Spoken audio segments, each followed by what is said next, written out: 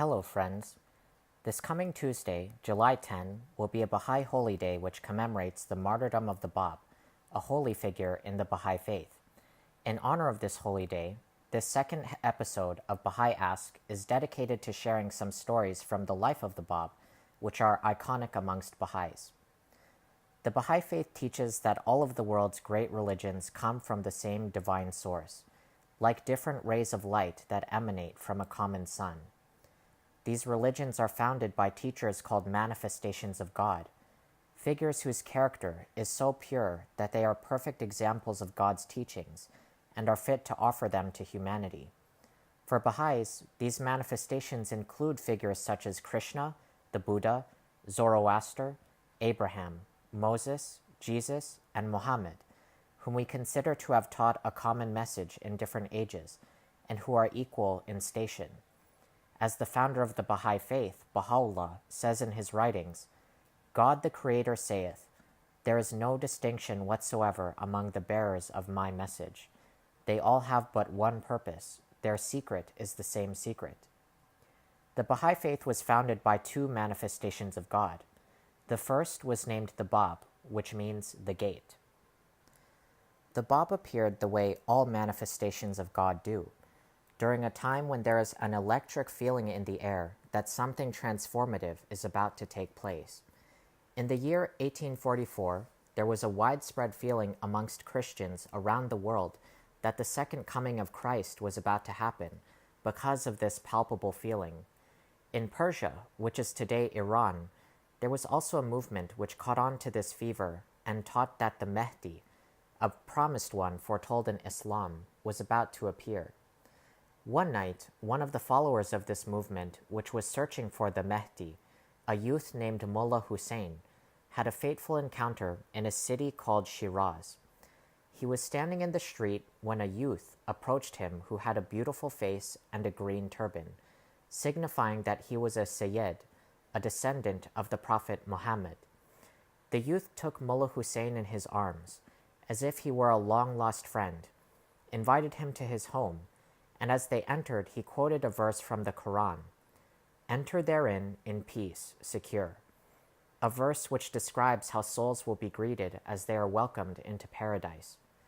The two got to talking about Mullah Hussein's quest when he mentioned the signs that his teacher gave him to recognize the promised one, which included that he would be a descendant of the Prophet Muhammad, he would be a youth between 20 and 30, and like Jesus, who as a child could speak truths to the most learned religious leaders which were beyond their wisdom, he would have innate knowledge.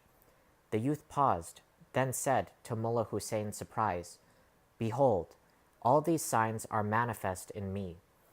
Of course, Mullah Hussein did not believe him, although his heart was humbled by the aura that surrounded this stranger. Mullah Hussein had planned two tests to prove the promised one. For the first, he had a book in his pocket written by his teacher, which was full of complex teachings he didn't understand. He would ask the person to read it, and if they were the promised one, they would be able to explain its mysteries. For the second test, he would ask them to reveal a commentary on a chapter of the Quran called Surah Yusuf, the chapter of Joseph, which the promised one would be able to do without hesitation and in a style unmatched by any religious teacher. This was based on something his teacher had told him, which was that when he met the promised one, he would reveal a commentary on the chapter of Joseph before he could even ask. So Mullah Hussein took the book from his pocket and asked the stranger to read it. The young man quickly flipped through it, and in only a few minutes he not only explained everything about it that confused Mullah Hussein, but he revealed new truths more profound than anything Mullah Hussein had ever been taught. And as soon as the stranger finished, he said, "Now is the time to reveal the commentary on the Surah of Joseph." He took his pen and wrote rapidly. At the same time, he chanted the verses in a voice that sounded like music. By the end of the night, he had revealed a work which was more than half the length of the Quran itself. Then he said to Mullah Hussein, "O thou who art the first to believe in me, verily I say, I am the Bab, the gate of God." The author Dr. Seuss once said that one knows they're in love when they can't fall asleep because reality has become better than their dreams. That night, the young Mullah Hussein said he was robbed of sleep because his longing heart had discovered the object of its quest. Every religion confirms the truth of the religions that came before it. For example, during the life of the Prophet Muhammad, when his community was persecuted by the pagans who opposed his message, he told a band of his followers to flee from the Arabian Peninsula to Ethiopia, where he said the king would protect them because he was Christian, and their faiths came from the same God. When the Muslims arrived, they were followed by a delegation of pagans who demanded the king to surrender the Muslims. When the Ethiopian king summoned the Muslims to explain themselves, they recited a chapter of the Quran called Maryam, Mary, which talks about the virgin birth of Jesus. Then the king declared that Islam must have come from the same divine source as his own faith, and he vowed to defend the Muslims. This is also what the Bab's teachings did, which centered on the unity of all religion, and he attracted people who believed that his message had renewed the true spirit of their faith, rather than contradicting it. At the same time as the manifestations of God affirm all religion, they introduce new teachings which are revolutionary for their time. One of these was the Bab's teaching of the complete equality of women and men. The Baha'i Faith says that humanity is like a bird with two wings, women and men, and as long as these two wings are not equal in strength, the bird will not fly and reach its potential. One of the Bab's disciples, whom he used to demonstrate this teaching, was a woman named Tahireh, which means pure one. Tahireh was rare, because when she was a girl, her father was so impressed with her intelligence that he allowed her to become educated, which girls at the time were not allowed to do. She went on to become an outspoken poet who wrote about the equality of women and men, and about the feeling of falling in love with a bold new truth, referring to the Bab. During a conference where the Bab's followers gathered to clarify the nature of his teachings, Tahireh is famous for appearing in their midst without her veil, exposing a face whose beauty is described as legendary. At the time, it was considered a sin to look at a woman's shadow, and one man slit his throat right there. It was a test to see if the new believers could accept the extent of change from tradition that the new faith demanded. When Tahireh was eventually martyred for teaching the Bab's cause, she was strangled by the same type of scarf that she threw off during the gathering and buried alive in a well. Her iconic last words were, "You can kill me as soon as you like, but you cannot stop the emancipation of women." In the Baha'i community, you will meet many Tahirehs, just like you would meet many Marys amongst Christians, or Fatimas amongst Muslims.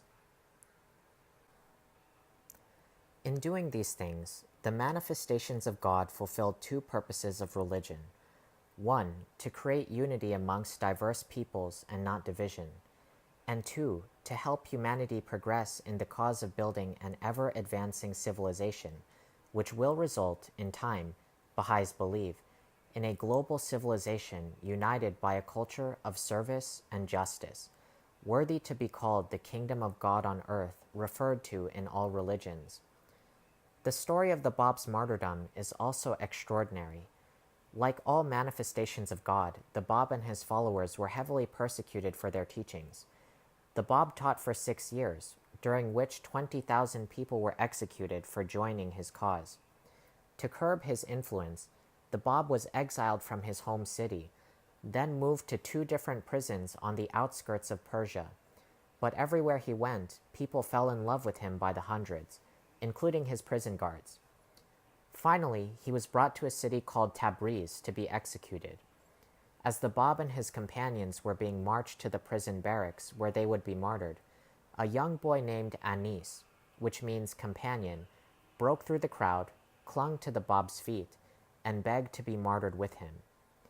Anis had seen the Bab in a dream, where he said that they would be martyred together, like Christ, who said to a man who recognized him as they hung together on the cross, "Today you will be with me in paradise." So they picked up Anis and brought him with the prisoners. To execute them, a regiment was hired from Armenia, a Christian country. The colonel of this regiment was a man named Sam Khan, who was very uncomfortable with this task. Perhaps he compared the Bab to Christ, whose crime was to heal and to teach people, and now he was being crucified. He told the Bab his feelings, and the Bab told him to follow his orders. If his intentions were pure, the Bab said, he would not be able to harm him. Before the execution, the Bab was sitting in the cell, giving his secretary instructions to renounce his faith to the prison guards, so that at least one person would be allowed to live and tell others what happened. Before he could finish, a guard came to take the Bab. The Bab answered, "Not until I have said to him all those things that I wish to say, can any earthly power silence me." The Bab and Anis were tied together with a rope, Anis in front of the Bab's chest because he wanted to shield him from the bullets, and then suspended from a pillar facing 750 soldiers with muskets. The rooftops were filled with hundreds of people who gathered to watch. When the soldiers fired their guns, a thick cloud of smoke filled the prison square. When the smoke cleared, the ropes were in shreds, and Anis stood unharmed before them. They searched everywhere for the Bab, and finally found him in his cell, finishing his instructions to his secretary. Then he said, "I have finished my conversation. Now you may proceed to fulfill your intention." So the Bab and Anis were suspended by a rope one more time, but this time the prison authorities had to use their own soldiers because Sam Khan had left with his regiment and vowed never to do the job again, even if they executed him. This time, the Bab and his companion lost their lives. One final note about the Bab's life is that his declared mission was to prepare people for the coming of someone whom he said would be infinitely greater than himself. Like John the Baptist, who as an unborn baby is said in the Gospel to have stirred in his mother's womb when she met the Virgin Mary, the Bab declared that he had recognized this person, whom he referred to as him whom God shall make manifest, before he was born, so serving him was his reason for being born. One of the prominent disciples of the Bab was a youth who was widely known for his compassion to the poor and for the magic of his words and actions to win hearts to the Bab's cause. When the Bab was martyred, this youth was thrown into an underground prison in the capital Tehran with a heavy chain around his neck. It is said that here he received a revelation that he was the promised one whom the Bab had foretold, Baha'u'llah, a name which means the glory of God, who would go on to found a great new religion called the Baha'i Faith. And so, like John to Christ, the Bab was the gate opening the way to his master. Religion is not supposed to stay the same, because humanity never stops changing. It is like a saying of the Buddha, which is that religion is like a raft which helps you to cross a river. But once you reach the shore, if you become so attached to the form of the raft itself that you carry it on your shoulders, it will become a burden to your progress when it used to be the source of it. The wise thing to do, the Buddha said, is to appreciate the progress the raft enabled, and when the conditions around you change, to leave the raft behind and find a new vehicle which continues the spirit of advancing. Like a garment that is replaced when the body outgrows it, religion must also change in order to empower humanity in its growth towards a just future. And so this is the story of the Bab. To end, I would like to share some words which the Bab said to Mullah Hussein on that fateful night when he revealed the commentary on the chapter of Joseph, the night when the Baha'i Faith took its first breaths. His words were these: "This night, this very hour will, in the days to come, be celebrated as one of the greatest and most significant of all festivals." Thank you, friends, for tuning in. I hope you enjoyed these stories from Baha'i culture. And for those who will be joining the commemorations next week, have a blessed holy day. Until next time.